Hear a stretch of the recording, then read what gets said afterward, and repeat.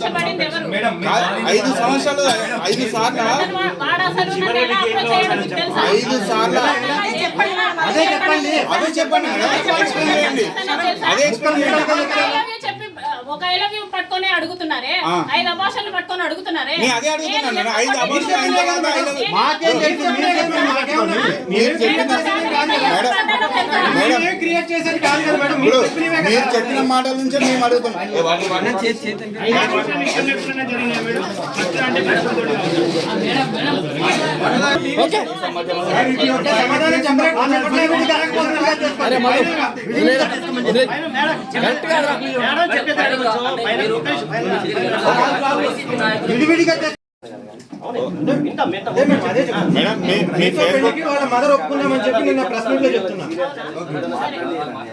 మీ Facebook video John 7th నాతో last గా ఏం మాట్లాడాడో నా దగ్గర రికార్డింగ్ ఉంది. Should I play? చెప్పండి మేడం, తప్పే ఉంది. ఒక ఎవిడెన్స్ ఇప్పటి వరకు మీ సైడ్ నుంచి రాలేదు. అతను బెదిరించారు కోర్టులో కొన్ని సబ్మిట్ చేయాల్సిన అది అంటే అడ్వకేట్ గారు మీరు ఆపుతున్నారా? ఎవిడెన్స్ బయట పెట్టకుండా ఆపుతున్నారా? ఎవిడెన్స్ మీడియా బయట పెట్టకుండా అడ్వకేట్ గారు ఆపుతున్నారా? సరే సార్, నేను అదే అడ్వకేట్ గారు ఆపుతున్నారా? మీడియా మీకున్న డౌట్స్ క్లియర్ చేయాలి.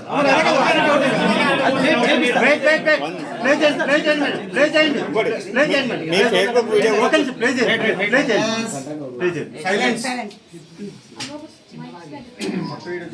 అక్కడ పెట్టండి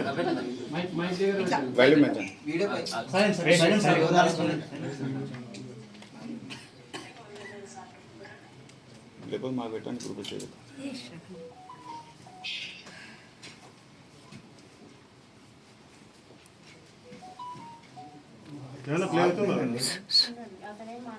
అతనేం చెప్పట్లేదు అక్కడ.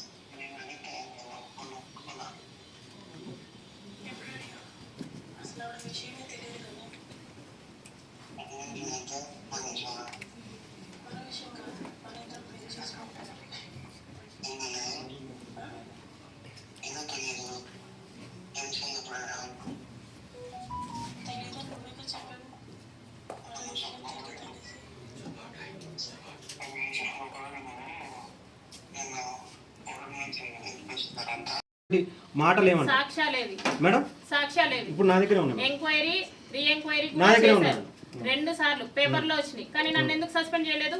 అక్కడ జర్నలిస్ట్ రాసిన దాంట్లో కూడా మీ పేరు లేదు, ఊరు లేదు. ఎందుకు అతను పట్టుకొచ్చారు? ఎందుకు లేదు? ఎందుకు లేదు? అక్కడ నా ఫోటో వేసాడు. అవునండి, ఫేస్బుక్ ఫోటో పెట్టారు అంతే కదా. మరి ఇప్పుడు మీ ఫేస్ మీరే రివీల్ చేసుకున్నారు కదా. ఇప్పుడు మీ ఫేస్ మీరే రివీల్ చేసుకున్నారు కదా. మరి మీ ఫేస్ ఇప్పుడు మీరు రివీల్ చేసుకున్నారు కదండి. ఆ స్క్రీన్ షాట్ బయట పెట్టేసి మీ ఫేస్ మీరు ఇప్పుడు మీ ఫేస్ మీరు రివీల్ చేసుకున్నప్పుడు జర్నలిస్ట్ రివీల్ చేసినప్పుడు మీరు ఎందుకు అతని మీద దాడి చేశారు? ఇప్పుడు వీడియో ఎవరు రిలీజ్ చేశారు? ఇప్పుడు మీరు ఉన్నటువంటి న్యూడ్ కాల్ రివీల్ చేసేది ఎవరు? చేసి బయటకి ఇచ్చేది ఎవరు? మీ ఫేస్ ని ఎవరు బయట రివీల్ చేశారు? మిమ్మల్ని అడిగేస్తారా? జర్నలిస్ట్ ఎవరైనా మిమ్మల్ని అడిగేయాలా? మిమ్మల్ని అడిగేయాలా? ఏ జర్నలిస్ట్ అయినా ముఖ్యమంత్రి కానీ ప్రధానమంత్రి కానీ ఫోటో వేయాలంటే అడిగి తీసుకోవాలా? మేము ప్రధానమంత్రి ప్రజాప్రతినిధి ప్రభుత్వ ఉద్యోగిని ఫోటో అతన్ని అడిగి తీసుకొని వేయాలా? జర్నలిస్ట్ ఫోన్ తీసుకుని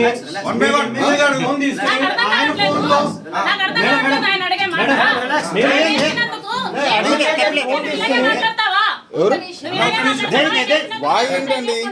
మీ ప్రెస్ మీట్ లో ఉన్నారు, వాయ్ వేసి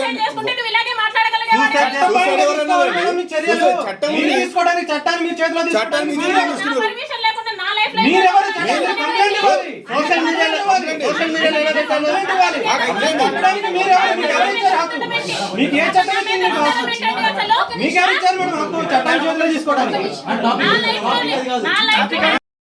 నీట్ గా కామ్ గా బ్లాక్ నుంచి తీస్తే బాగుంటది, లేకపోతే బాగోదు అనేసి నాకు ఇక్కడ నేను ఎదురుగా ఉన్నాను, అక్కడి నుంచి నాకు మెసేజ్ చేశాడు అనమాట. సో ఈ టైప్ ఆఫ్ భయాలు నాకున్నాయి. నాకైతే ఎవరు లేరు చెప్పుకోవడానికి. ఒకవేళ చెప్పుకున్నా సరే నా వెంట వచ్చి అడిగే వాళ్ళు లేరు. సో కాబట్టి నేను చెప్పలేదు అనేసి నేను చెప్పాను అనమాట. వాళ్ళదంతా విని నీ ఇష్టం వచ్చింది చేసుకో, అయిందంతా అయింది, తీరాల్సిన పరువు అంతా తీసావని చెప్పేసి మా వాళ్ళంతా దూరంగా ఉన్నారు. అంటే ఎవరి పనుల్లో వాళ్ళు ఉన్నారు, నన్ను ఎవరు పట్టించుకోలేదు. మా హస్బెండ్ వచ్చేసి మా బాబుని తీసుకెళ్ళిపోయాడు అనమాట. వీడు నీ దగ్గర అయితే సేఫ్ కాదు అని చెప్పేసి.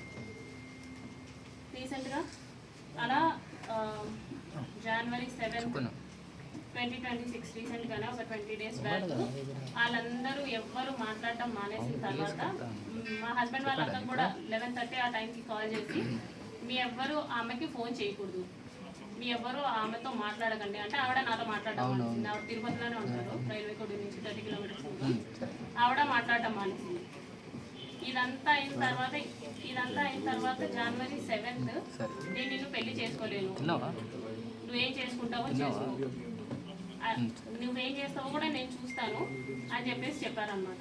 ఇదంతా చేసి నువ్వు పెళ్ళెలా చేసుకోకుండా ఉంటావు, 1.5 సంవత్సరంగా నువ్వు నన్ను ఎంత నాశనం చేసావు, పెళ్ళెలా చేసుకోకుండా ఉంటావు అనేసి నేను అడిగాను. అంటే నేనైతే పెళ్లి చేసుకోను, నా రీజన్స్ నాకున్నాయి, నేనైతే పెళ్లి చేసుకోను, నువ్వేం చేసుకుంటావో చేసుకో అనేసి అన్నారు.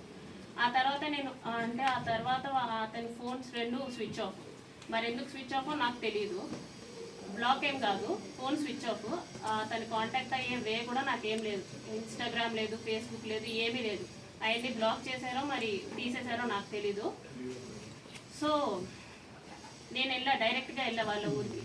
మా ఊరి నుంచి 12 kilometers దూరం ముఖవర్పల్లికి సార్తో మాట్లాడడానికి వెళ్ళాను అనమాట. అంటే ఇతన్ని ఎమ్మెల్యేగా నిలబెట్టిన అతను ముక్క రూపానంద రెడ్డి అనేసి ఉన్నారు, ఆయన్ని కలవడానికి వెళ్ళాను. ఇతన్ని కలిసి ఏంటి అనేసి అడగడానికి వెళ్ళాను.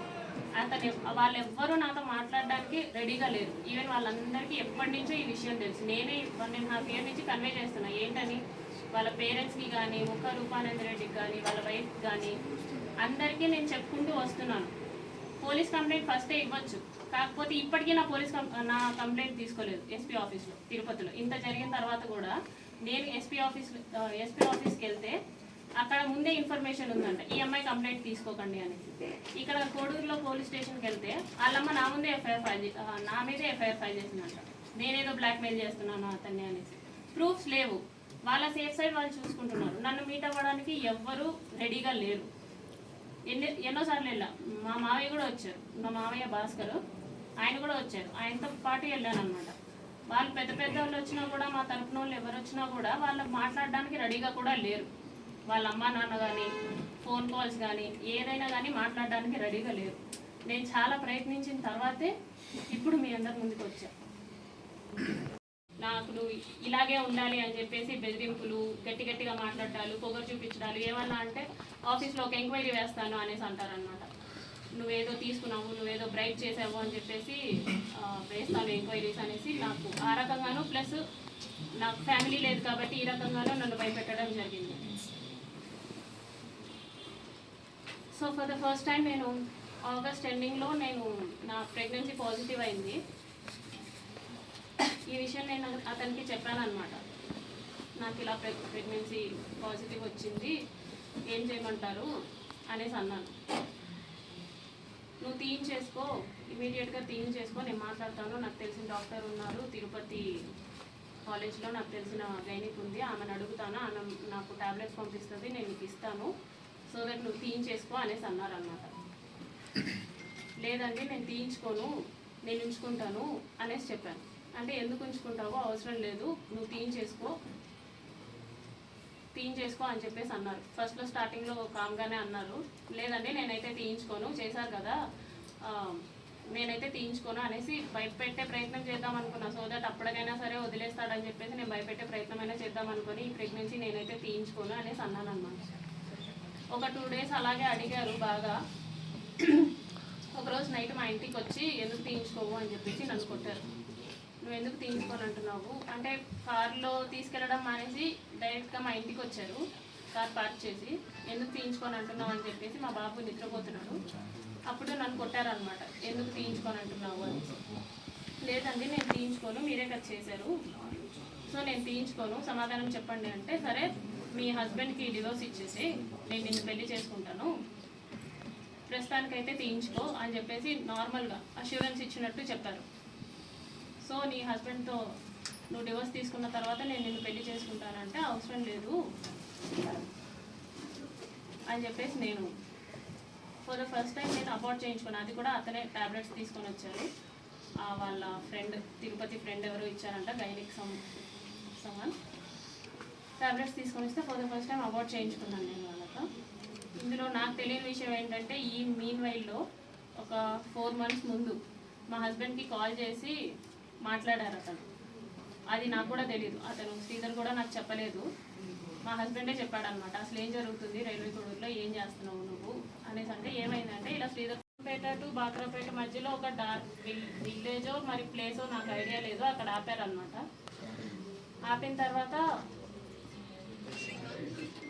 తర్వాత నేను ఎందుకు ఆపారండి అంటే, ఎందుకు నువ్వు నాతో సరిగా ఉండట్లేదు, ఎందుకు నేను అడిగినవన్నీ చేయట్లేదు అని చెప్పేసి కాన్వర్సేషన్ స్టార్ట్ చేశారు. లేదండి నేనైతే ఆ టైప్ కాదు, నేను ఇక్కడ 5 years నుంచి ఉంటున్నాను, నేనైతే ఆ టైప్ కాదు, నేనేంటో నా జాబ్ ఏంటో అన్నట్టు ఉండేదాన్ని అనేసి నేను చెప్పాను. నువ్వు నాకు సెక్షువల్లీ కావాలి అనేసి ఆయన